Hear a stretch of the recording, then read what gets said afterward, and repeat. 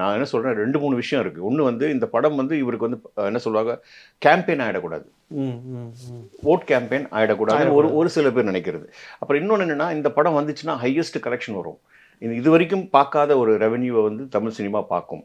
So அதுவும் வந்து அவரோட லாஸ்ட் மூவி. ஸோ இத வந்து நம்ம வந்து ஸ்டாப் பண்ணணுன்றது இல்லாம, இதுல ஏதாவது ஒண்ணு ப்ளே பண்ணலாம் அப்படின்றது ஒரு பக்கம் நடந்துகிட்டு இருக்குன்றது ஒரு பேச்சு போயிட்டு தான் இருக்கு.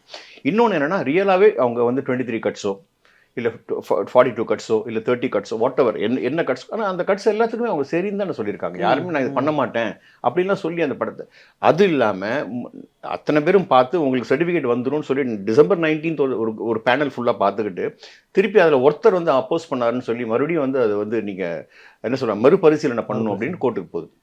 ஸோ இதுதான் வந்து உடன்பாடு எங்களுக்கு இல்லை. அந்த ஒருத்தர் நீங்கள் ரைட் ஓகே கோர்ட்னு சொல்கிறது ஒருத்தர் சொன்னாலும் நாங்கள் வந்து அது திருப்பி மறுபரிசீலனை பண்ணுவோன்றது கோர்ட்டோட ஆர்டர்.